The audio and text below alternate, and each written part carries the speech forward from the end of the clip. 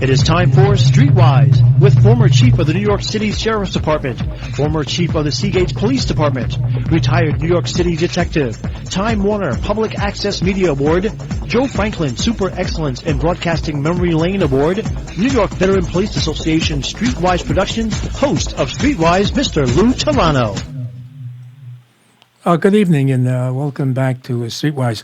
My guest this evening, he's a political analyst and contributor. You've seen him on all of the major talk shows, Fox, CNN, MSNBC, and other media outlets. You can tell he's a tough guy because he's been on CNN and MSNBC. He's a New York Times best-selling author. He's a co-author, actually, on a couple of great books. And I tell you, he made history, folks. When I think you know because I got a good response on my press release. Anyway, how did he make history? He was the political advisor and campaign manager for the 2016 Donald Trump presidential race, obviously. It was a tough race because Donald Trump, with Corey, by the way, with Corey Lowendowskii, who my guest is, I probably didn't even introduce him. Anyway, they made history running against all odds. All odds? Yeah, all oddballs. And it looks like it's repeating himself, running against all oddballs. It's a pleasure to introduce back again. He's been on Streetwise before. Corey Lowendowskii. Corey, welcome to Streetwise again. Well, thank you for having me back. I appreciate it. Yes. Okay, a couple of things. I know you got to run. But folks, by the way, after he leaves the Lou Telano show, he's going to the Lou Dobbs show. So make sure you switch over, when he leaves me. Probably half hour later.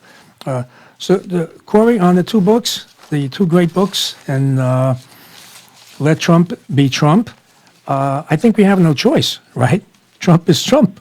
And, well, that's right, Lou. And when you look at what this president's been able to achieve, and when you look at what the media has done to try and attack him, he's achieved not just against the Democrats in Congress, but against the media who wants to see him be unsuccessful. And it's really disappointing because, while I didn't support Barack Obama, I wanted him to be successful because I wanted my country to be successful. Yes. But the media doesn't see that anymore. They just want to see this president fail. They want to see our country go into a recession. And that's really not the American way, so it's very troubling to me. But Corey, why do you think they want to do that? I mean, because they're going to be in the hardships like the rest of us. What's their what's their point? What's their angle? What's their achievement by doing that? They're so upset, Lou, that this president has bypassed the media and gone and brought his message directly to the American public, that they don't control the narrative, that they don't control how he talks, that he doesn't need them to earn media attention, that he can bypass them and go directly to his social media activity. And he calls them out for the fake stories, which he continuously sees. Look, today alone, Lou, we're seeing the media still talking about Hurricane Dorian and a Sharpie that was drawn on a map somewhere. And they're still talking about it. This is a week old. It's time to be talking about what the American people care about, which is jobs. No one's talking about the fact that for the first time in our lifetime, the more people that are being hired right now are no longer white people, but they're minorities, and we should celebrate that. No one wants to give the president credit for it.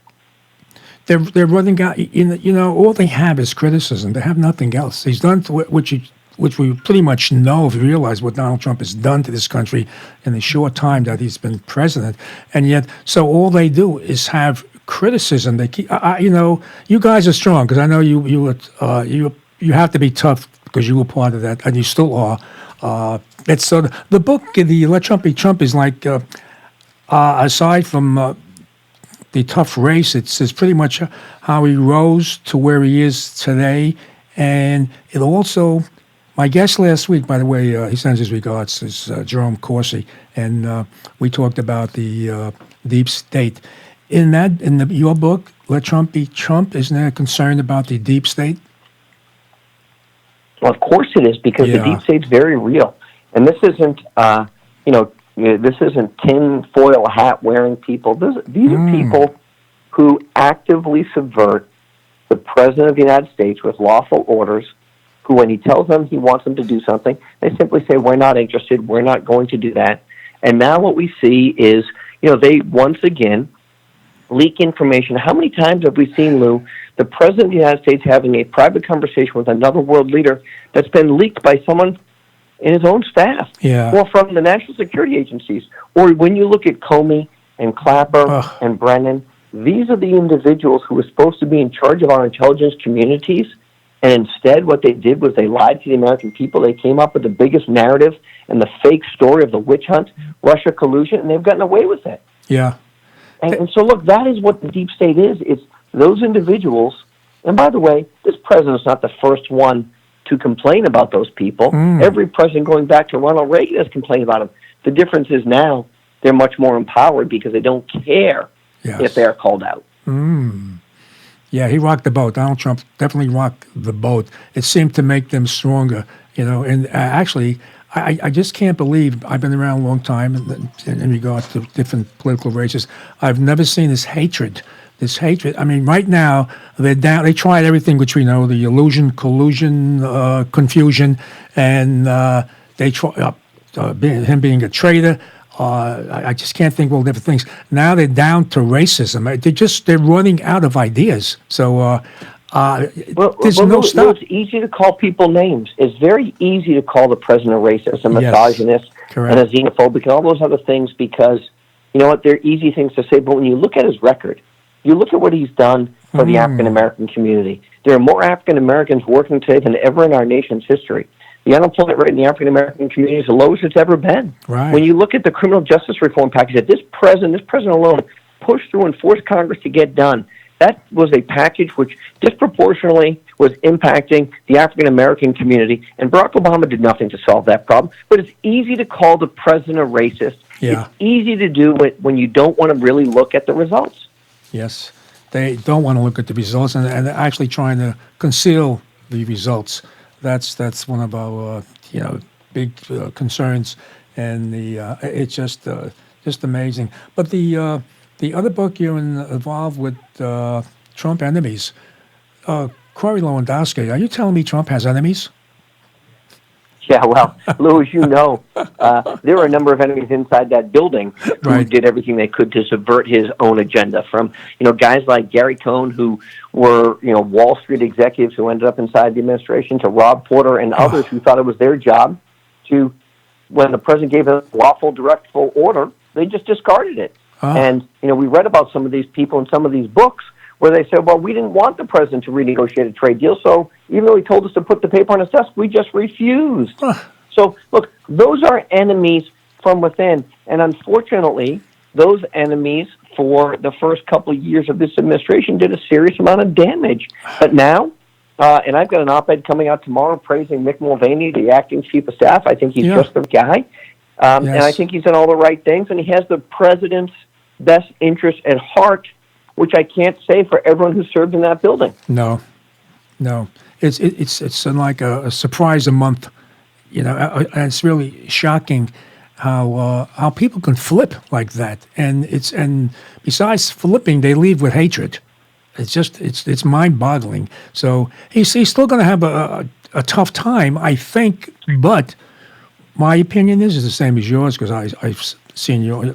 I see you on, obviously, folks. You see Corey Lowendowskii on all these different shows. I have on Twitter over a year ago. My prediction is Donald Trump is going to win by a landslide. I don't care what they say. All these people, all these different, with all these 22 or 29 or whatever the heck it is, down to 18, I think, primary contenders in the Democratic side. We have to convince the people, Corey, and you do a great job on that don't be disillusioned. He is going to win by a landslide. I'm all over the place, and I don't see anyone that really. I can't see where he's not gonna win, Corey Lowendowskii. Well, Lou, look, I believe that the electoral victory that the president received in 2016, which, by the way, was not close. He received over 300 electoral votes. It was a complete blowout, but the media doesn't want to talk about that. They want to continue talking about the fact that Hillary Clinton won the popular vote. I know. You know, hey, I watch football. You ever watch football, Lou? I watch yeah. a guy by the name of Tom Brady. He happens to be my quarterback because I'm a New England Patriots fan. And it doesn't matter how many yards you throw for. It matters how many points you put on the board. And you can ask the Pittsburgh Steelers about that last night because Tommy put up 33 points on the board to their 3. So what the rules of the game were when we ran for president was you have to get 270 electoral votes. It wasn't how many votes you got in the popular vote. And so I believe that going into 2020, this president is going to win every state he won in 2016, and he's going to expand and win the state of New Hampshire, if not others, and you will see a larger margin of victory in 2020 for this president than you saw in 2016. I believe that. And we just got to remind the people that saw not, I don't see them losing faith, but I'm concerned about it, I was fortunate enough to be, my organization, New York Veteran Police Association, to be the first law enforcement organization to endorse Donald Trump, and Border Patrol was with us, right on back of us, but I knew they were endorsing Donald Trump as well. So hopefully I'm part of history with you, Corey Lowendowskii, for being the first law enforcement group to endorse Donald Trump. So you mentioned New Hampshire a moment ago. Aren't you running for the U.S. Senate in New Hampshire, which is your hometown? Well, I'm going to really look at the race, Lou. Look, we've got a U.S. senator who believes in funding sanctuary cities. Yes. One who, since she's been in office, has gotten very wealthy. One who votes more with AOC and Chuck Schumer than the people of New Hampshire. One who voted against Neil Gorsuch and Justice Kavanaugh. And I don't think those are the values of the people of New Hampshire. And, I think there's an opportunity to bring a sensible individual to Washington, D.C., who can help restore the values that the people of New Hampshire have. And I think I may just be that candidate. I'm going to be making a decision very shortly. Oh, you know what? Like anybody else, I was hoping I'd get the scoop. Yeah, well, hey, Lou, I promise, I promise when I do something, you'll know about it. I promise. I know. So, actually, you have our support. That's without saying. So, now you mentioned all these different people that socialists pretty much on the Democratic Party is not the Democratic Party from my time as a youngster going way back. It's just a different party now. They're just extreme left. Do you think that that's going to affect them? When I say them, meaning these leftists, the Bernie Sanders and the squad, and all these nut jobs who are big-time communists. That's exactly what they are. You think that will disrupt the Democratic Party, and that will be beneficial for Donald Trump? Well, Lou, I like to call it Operation Chaos, and that's what the Democratic Party truly is. They're in chaos. They're in free fall because they know that guys like Joe Biden, who used to be considered moderates, the Democratic Party has left. And Joe Biden couldn't get elected again. And Barack Obama couldn't get elected. And we surely know Bill Clinton and JFK could never get elected again. Exactly. In the way that the Democrat Party has moved. And they've moved so far to the left that, I travel the country a lot like you do. And never have I come across people who say, I'm willing to pay more money in taxes so that people who are in this country illegally can have free education and free health care. I've never heard that. And I travel a lot, but that's what the socialists believe. And they believe that the world's going to end in 12 years because climate change is the biggest problem facing our nation, and that we shouldn't use fossil fuels, which fuels airplanes and cars and allows us to have a productive society. That's just not where America is, Lou. And, the more they talk about that, the more they discuss it, the more we win every day. Because when you go out to the areas of the country that I do, middle America, you get away from California and Massachusetts, nobody is saying, I want illegal immigrants to have free education while I pay for my children's education. Nobody says that. And we've seen it in the Bernie Sanders campaign when he said, we must have $15 an hour minimum wage. And they said, well, you don't pay your people that because it's socialism. It's say as I do and don't do as I do. Right. And I just don't see how that message sells in America. I've never seen so many rich socialists in all my life. Well, they've done very well, Louis. Bernie Sanders, again, is another example of an individual who went into public service poor and is now a multi-millionaire. And if that doesn't bother the people in the country, I don't know what does, because that's not what our system was supposed to be designed for.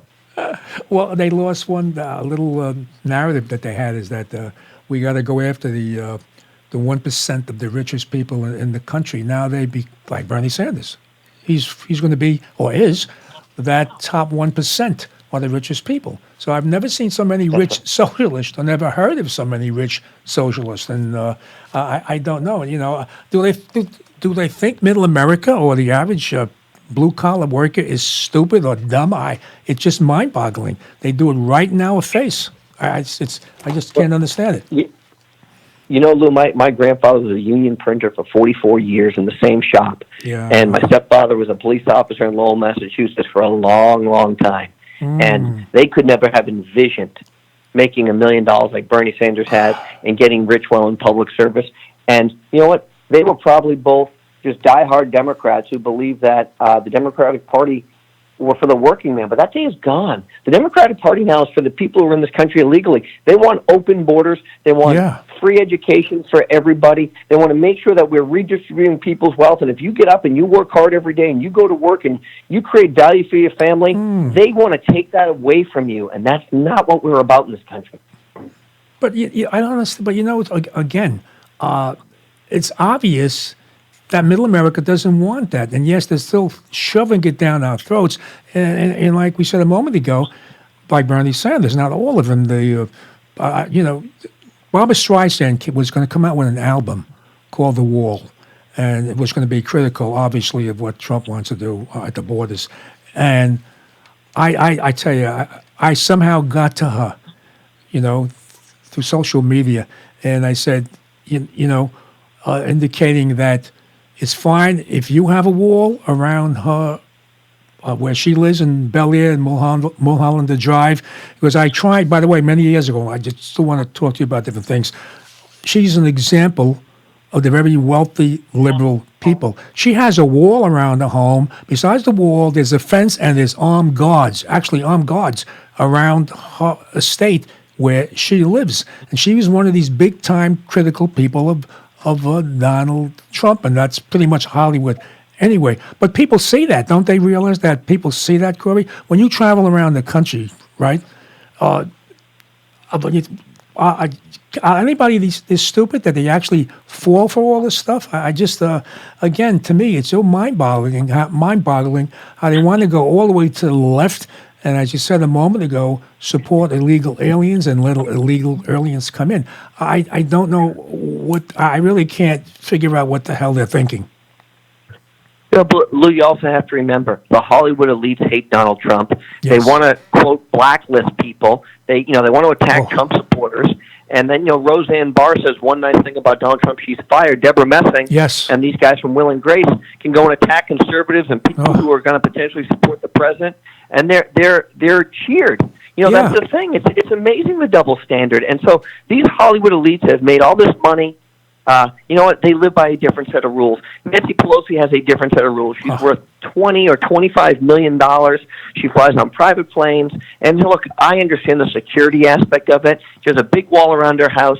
But this president and every president before him and every president after him has one important job that they swear to the Constitution on. And it says to keep our citizens safe from all enemies, both foreign and domestic, okay? To defend our citizens against all enemies, both foreign and domestic. We're the only civilized country in the world, I believe, Lou, that doesn't have an immigration system that is designed to actually benefit our country. As soon as we talk about merit-based immigration like Canada has or Australia has, the Democrats don't want to talk about that. They just want everyone to come into this country. They don't want to have background checks. They want to have no wall. Just come across and do whatever you want. And when you point out the fact that some of these people come in and kill Americans, they say, well, hey, it's they don't kill them at a greater rate than people are in this country illegally. Well, go say that to Kate Steinle. Go say that to Officer Singh in California. There's so many people who've been killed by people who are in this country illegally, and there's no recourse for it. This president's building a wall. He's going to stop it. Yes. Corey Lowendowskii, are you concerned about we talked, again, the deep state and illegal aliens in regard, I'm going to say this, the fixed, I'm concerned about they're going to fudge the 220 race by having a lot of illegal aliens voting and other improprieties that they're going to do. You have any concern about that? How they going to, Well, actually going to Lou, I'll tell you this. I have the utmost respect for our state's secretaries of state who are tasked with overseeing this. I have the utmost respect for the people in the federal government who were tasked with this. But let me just bring you back to one thing.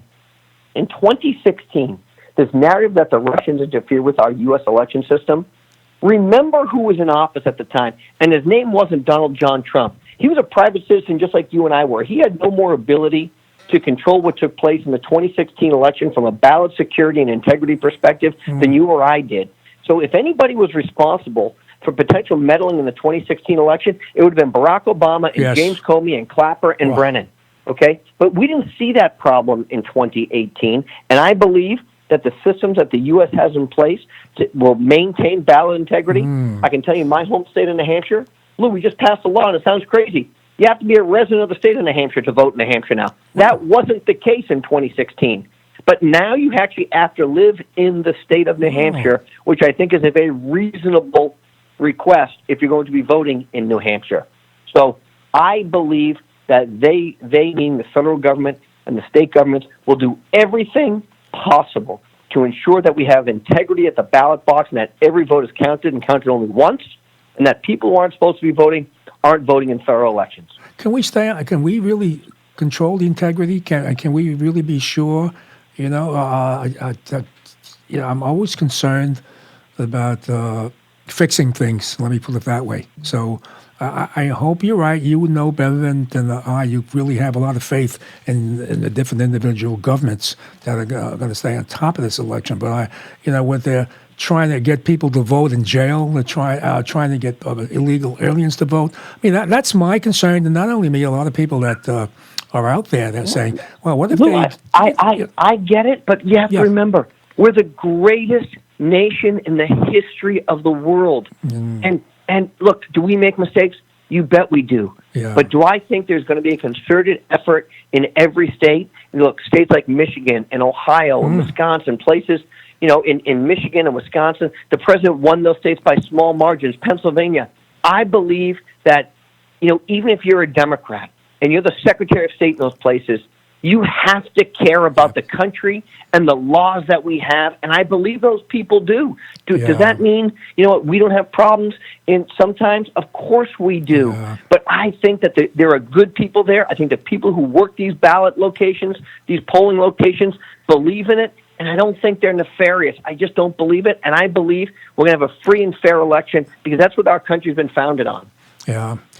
Well, I would love to believe that. I've seen it, when Rudy Giuliani ran against David Dinkins the first time in New York, because I was part of that campaign with Rudy Giuliani, and I documented, and people laugh when I say this, I documented where I was able to prove that dead people voted twice for David Dinkins in the first race. He just so that's maybe because that's in my mind. I've seen it. I got it documented. I went to the cemeteries, took pictures of the gravestones. I went to the Board of Health, got documentations of death certificates. I got a lot of stuff from Freedom of Information. There was so many. I get it. There was so many dead people that voted twice for David Dinkins when Rudy ran in New York the first time, Corey. So that's my concern. I know it. And look, we've heard these stories when LBJ was running for the U.S. Senate the first time down in Texas. We've heard the stories of JFK delivering West Virginia by making sure that they had the right votes for his presidential race. I think, by and large, I don't think that happens anymore. Do I want to make sure that each person only votes once? And the other thing we need to do, Lou, is if we find voter fraud, we need to put people in jail. Yeah. It's a crime, and we have to hold people accountable. And when you start arresting people for voting more than once because they decide they want to vote in one state and go to the next state or one location and go to the next, people start paying attention, and maybe we need more enforcement when it comes to those violations. That may be something we need to look into. We got to set examples. No two ways about it. There's no two ways about it. It's just, and that's one of my concerns. Another thing that we talk about, I don't know why we don't confront these people running in the Democratic primary, with open borders and let everybody in, and many of them come from states where we have the worst homelessness situations going on. They're not concerned about the American homeless people, women and children, sleeping in our streets like San Francisco. How about our veterans, Lou? Lou, veterans, exactly. Veterans? You're right. The way we treat military veterans in this country in some of these cities is so appalling and so disgusting to me. Yes. As my brother served 23 years in the United States Marine Corps, my father served in Vietnam, my grandfather served in World War II. And the way that these people are treated, left out without being taken care of, so disgusts me that we see veterans homeless, sleeping on the streets, mental health issues, substance abuse issues, and we decide that we want to go and help illegal immigrants who are in this country illegally before we help our veterans who put their lives on the line to give us the freedoms that we currently enjoy. It enrages me, Lou. We need to do a better job. We do. And Donald Trump is, speaking of veterans, I think Donald Trump shaped up Walter Reed Hospital, if I'm not mistaken. And some of the veterans who are online, some of them that were being neglected for many, many years. Donald Trump jumped right into that, folks. I mean, don't forget that. And that's just one thing that Donald Trump has done, aside from Corey Lowendowskii had mentioned, the unemployment for minorities, which is very low now compared to the way it was. So, and any new books down the road that you're looking at? I'm going to write a new book, Lou. I think I'm going to write a book about just how dishonest the media is, because I don't think people really understand it. And the president's fight against the media, he talked about it this week, and he said he's not running yet against Bernie Sanders or Kamala Harris. He's running against the media. And you can turn on NBC, ABC, CBS, CNN, sometimes Fox News, and you can hear the way that they describe this president, the words they use, the adjectives they use to describe him.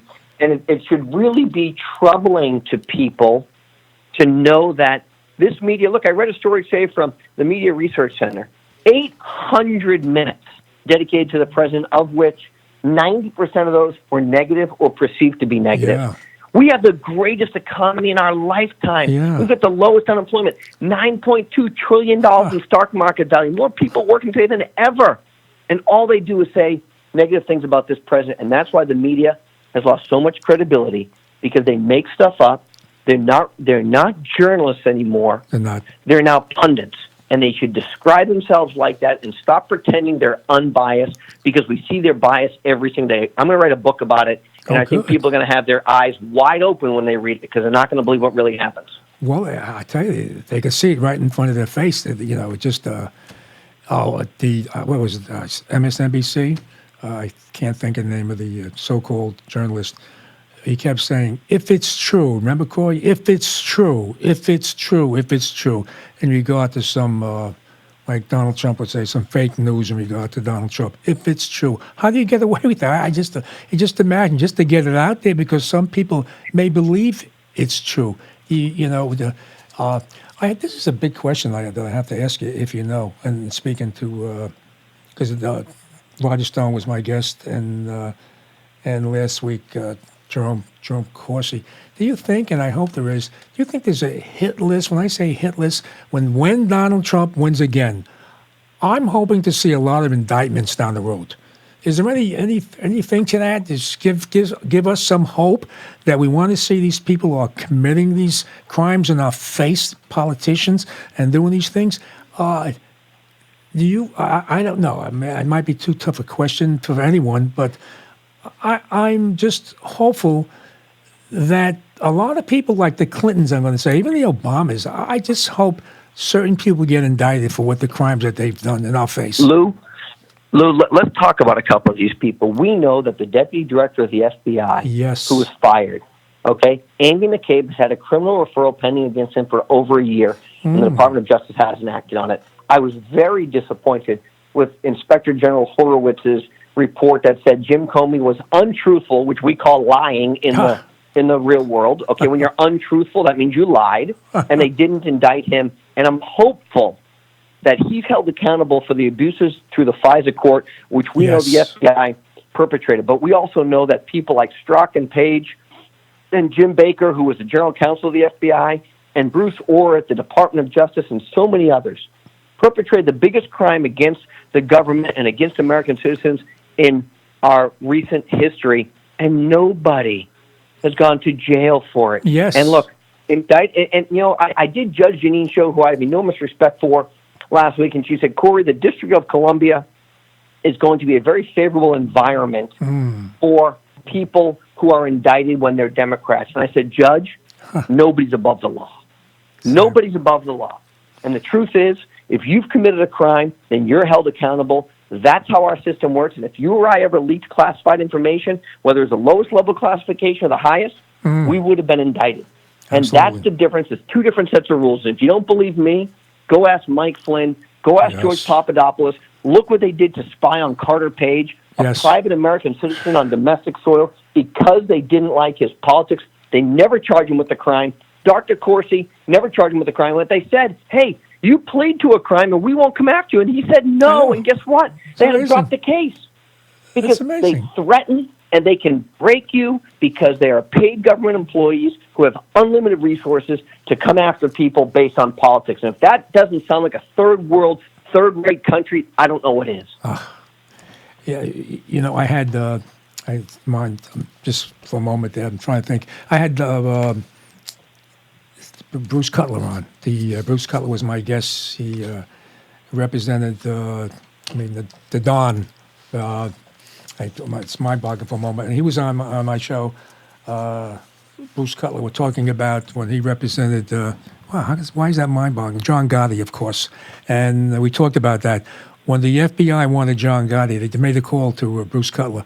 Can you give us an idea? We like to, we like make an appointment so John Gotti could come in our office. Where we're going to probably institute. We're going to lock him up. And he says, all right, let me check my calendar. And that's how they did it with John Gotti. But look what they did to Roger Stone. That's my point. A guy like John Roger Gotti. Stone, by the way, Roger Stone, and how about Paul Manafort? Okay? Paul Manafort. Lou, let me look. You and I have both been in law enforcement, sworn officers. Okay, let me outline the criteria for you just for a second. You tell me if this deserves a no-knock warrant. You've got a 65-year-old individual who's never owned or possessed a firearm, never been convicted of any crime, including a misdemeanor, has no active passport, no access to capital whatsoever. Okay. And you go no-knock warrant the guy's house at 5 a.m. and bust his door down, which is what they did to Roger Stone? You're telling me that's the criteria now? Because I've seen what they do to drug dealers, right? I've seen these guys who get multiple felonies, right? You know what they do with the multiple felons?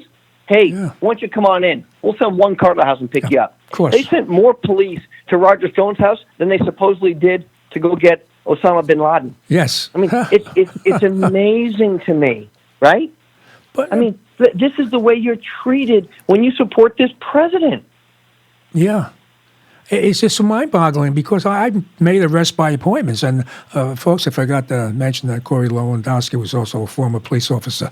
And so he's a little astute in regard to this. But you really don't have to be to know when a no-knock warrant is. They just did it through that means that can happen to you, folks. Just keep that in mind. Well, it should scare people because you know how many times, Lou, we do an investigation just like you. I'd call the guy up and say, hey, come on to the station. We're going to process you. And he says, well, I don't want to come in. We'll send a cruiser to come get you. No problem. You can come in on your own and we'll process you, or we'll come get you. Says, we'll be down in about a half hour, so thank you very much, right? Come in tomorrow at noon. No problem. Right. That's not what they did here, right? It's not what they did. And look, I'm not a big fan of Paul Manafort. I'm just not. Right. But the way they treated him in solitary confinement for a white-collar crime, right? Yeah. It's mind-numbing and should scare the heck out of your listeners. Well, it does. It did. I've talked about it. Just it's like a mind-boggling. But the question is, how are they getting away with it? Well, look, we finally have a Justice Department that is run by a true professional and Attorney General Bill Barr. Yes. I love the work that the U.S. Attorney in Connecticut, Durham, is doing. But look, we have to make sure that there are no more Pfizer abuses taking place. We have to make sure, Lou, that we're not spying on Americans. Can you imagine for 1 second if we sat here today and we found out that Donald Trump or Donald Trump's administration was spying on Bernie Sanders or Kamala Harris or Elizabeth Warren's campaign because they didn't like their politics? it would be the only news on the planet, and he would have been thrown out of office. But when Barack Obama did it, and I believe in my heart of hearts that Comey and Clapper and Brennan didn't do this on their own. They were given an order by someone in the White House. Maybe it was Ben Rhodes. Maybe it was Barack Obama himself. Yes. I don't know, but somebody authorized that because that was at the highest levels of the government. Are they going to pay for it down the road? Do you know? Well, they have to. They have to. I or like there to is hear no that. They have justice to. system. Yes. Yeah. They have to, folks. These people need to be. Look, I've said it now. We should have walked into the FBI and perp walked these guys out in handcuffs for the crimes they committed. Strzok and Page and Comey and Clapper and Brennan and McCabe. These guys are criminals. They had badges and guns, and they used them to benefit themselves, and they broke the law time and time again, and there's been no accountability. Look, Andy McCabe lied 3 times under oath on the day he was serving as the acting director of the FBI, and he has not been prosecuted. If that were me and you, and we lied, we call that perjury in the business. We know that James Comey lied to Congress. It's called perjury, no prosecution. And look, I have faith in the system, Lou, but I'm also a jaded guy, and I want to make sure that those people who commit those crimes are held accountable. Yes, but I hope he decides to run, by the way, in New Hampshire, folks. We need someone like him. We need someone like him. He's been with Donald Trump from day one anyway. We need him in the U.S. Senate. I'm Corey Lowendowskii. I hope you decide to, kick it around. Thank you. Thank you, and I promise that we'll talk soon. I'm going to go do my other friend Lou Dobbs right now. I'll go. Good luck. Give my regards to Lou Dobbs. Thank you, Corey Lowendowskii. Thank you. So we'll talk to you later. Thank you. Folks, that was a great interview. And I know we had to run over to Lou Dobbs, and he gave me, looking at the clock, he was just supposed to be with us half hour. And it's, when you're doing radio and television, every minute counts. So got about 7 minutes more. So, but I usually do with him. He was on, I think I know definitely once. He might have been on twice with me as my guest, and very strong supporter. And one of the things I did want to talk about is he's like a little bull, and you got to be tough to go on CNN, MSNBC with their fake news. And he had the guts to go on there, he had the guts to go on his show.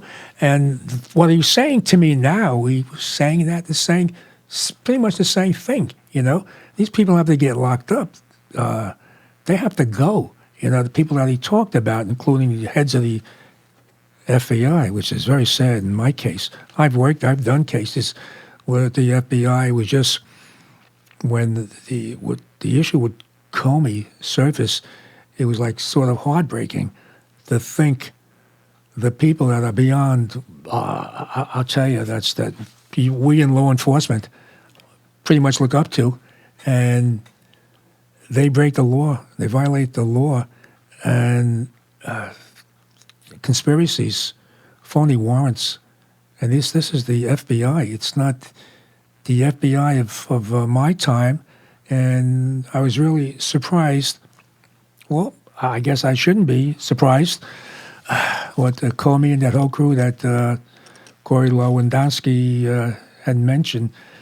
Okay, so now I just want to talk about some local things, folks, that, by the way, Wednesday is 9/11. So remember, it's a day we have to pay tribute to. It's 18 years away. It's just, think about things that are mind-boggling. It was the worst attack on American soil in American history. 3,000 people are close to it, and how many hundreds have died since that time? First responders. We lost almost 1/3 of the New York City Fire Department on 9/11, and we lost a couple of hundred more firemen since that time of related diseases that they've got from it, including police officers and first responders Period. They named the law called the Zajoga law, was named after a detective who passed away. He had to prove for years and years that his cancer was related to what he absorbed at ground zero. And so thank God they extended it. There was only so many years that they were going to, they meaning the government, that were going to be responsible for the care of the first responders and their family. So there is some sort of restitution that they're going to get. And by the way, this is it's going to be a forever improvement that these, what can I say? The medical coverage is going to be forever. Anyone that's related to 9/11, because it's a disease that's going into your system.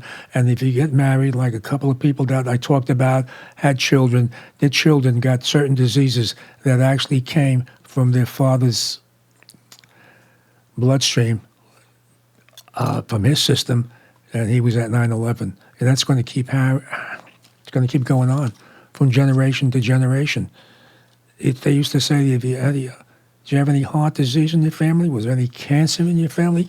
Now they're going to say, anyone in your family been at 9/11, been down at ground zero? That's what they're going to ask you. That's going to be one of the medical questions that they're going to have to ask you down the road, because this is something that's going to be with us forever. It's going to be in your system and your genes.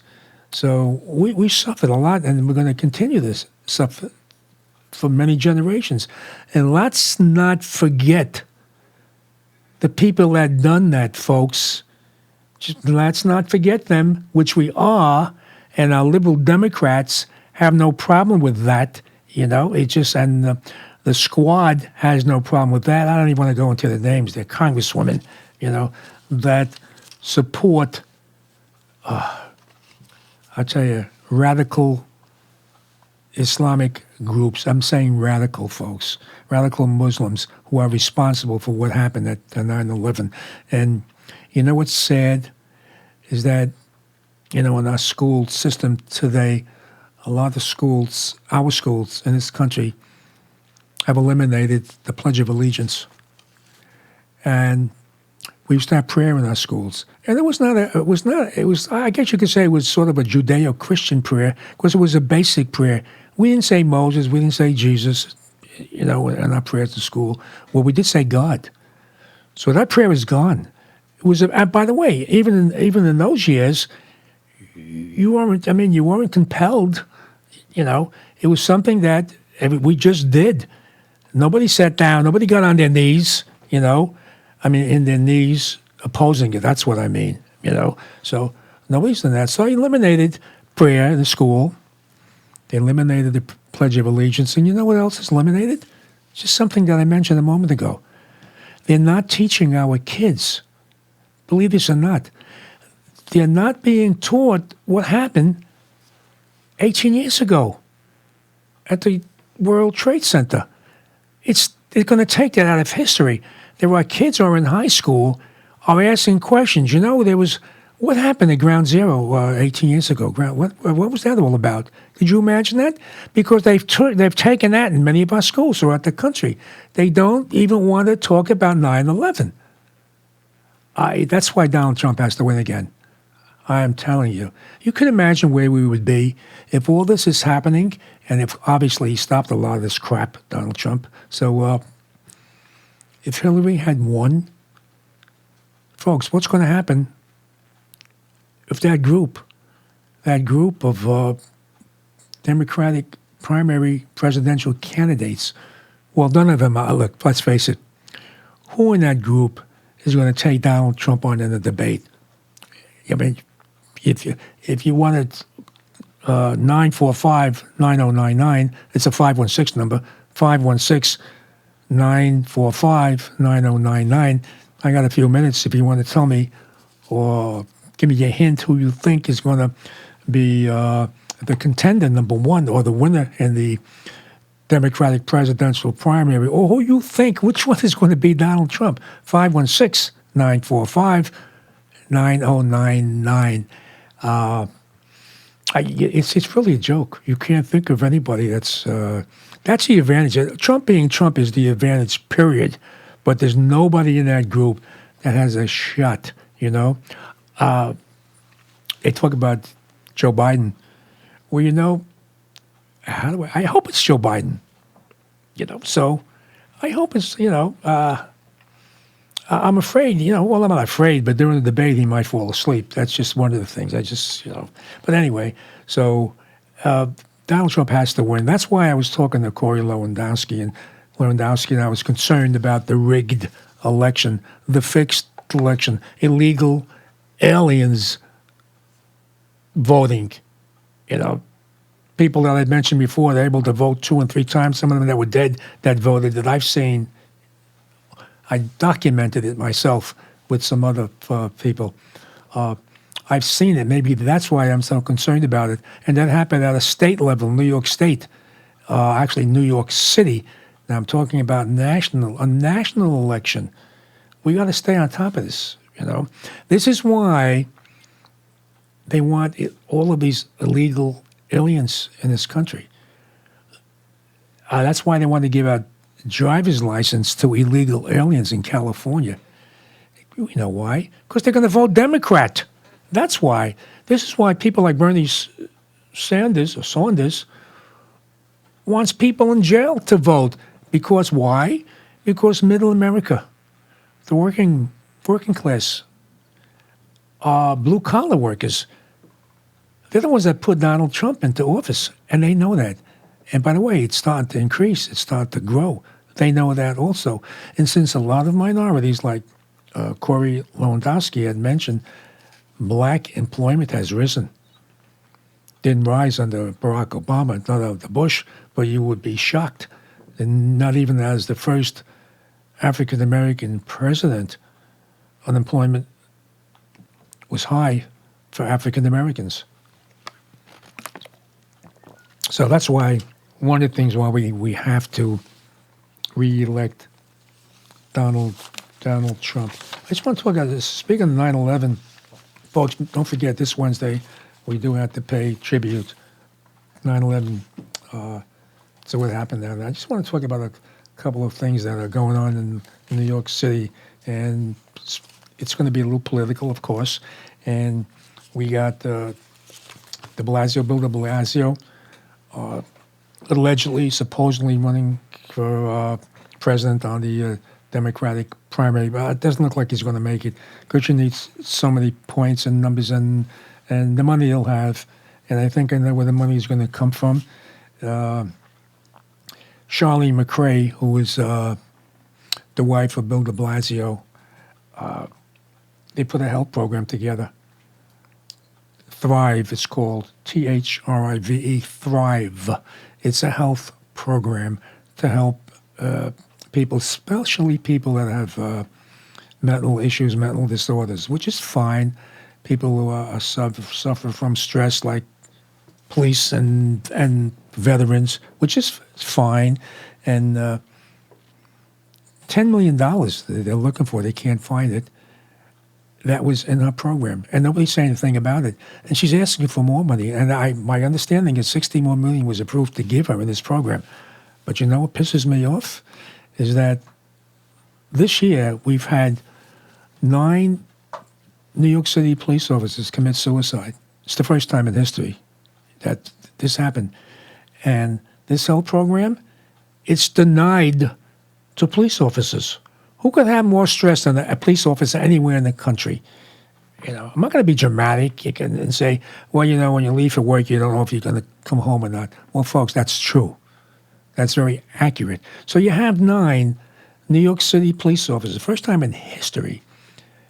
And police officers are under a lot of stress, especially now with the mayor, and talking about New York City, especially with Mayor Bill de Blasio, who ran on an anti-law enforcement platform, and which we know what happened with Daniel Pantaleo in Staten Island with the Gardner case. They threw him to the wolves.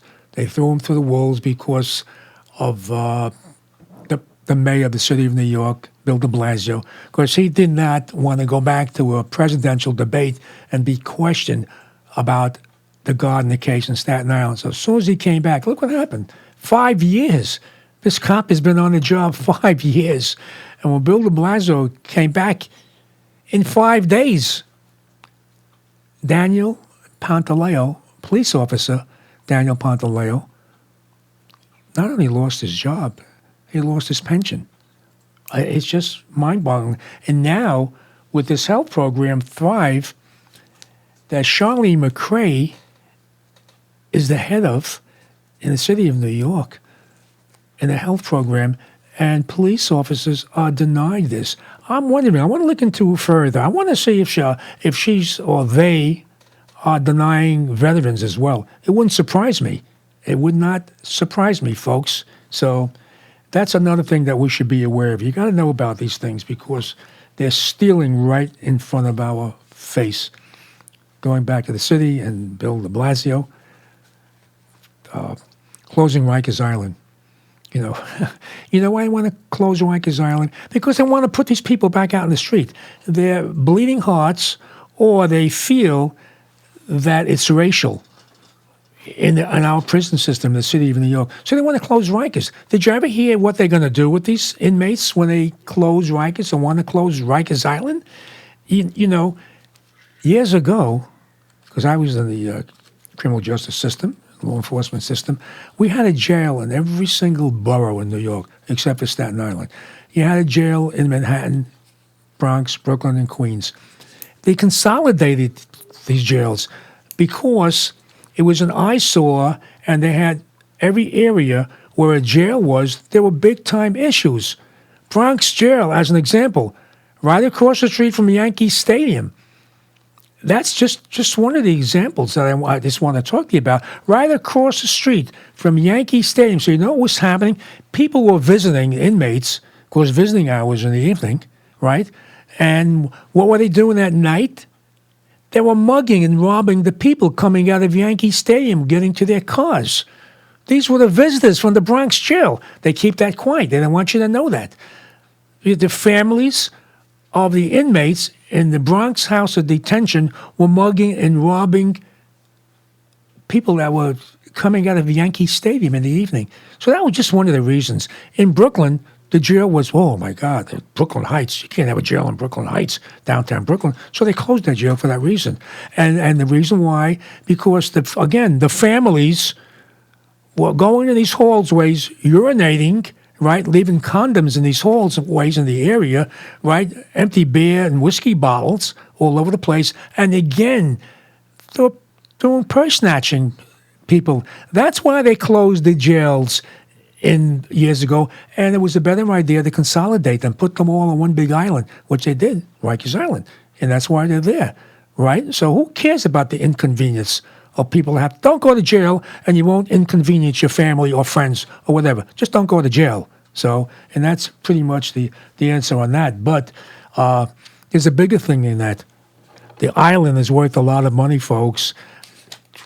Check it out. There are some major developers who are close to a lot of government officials, including the mayor of the city of New York, would love to buy that property.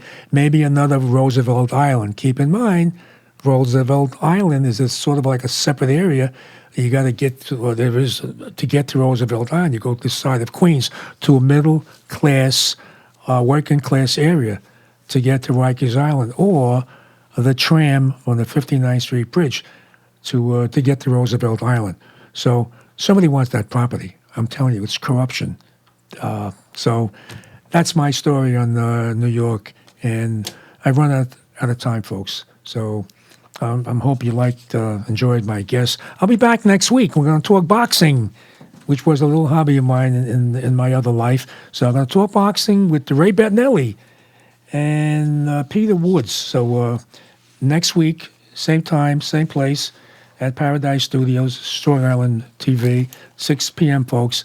I'll be here. We're going to talk boxing, something different, some sports, which was beneficial to me and many young kids to get them off the streets. And these people still do it. Anyway, thanks for listening to Streetwise.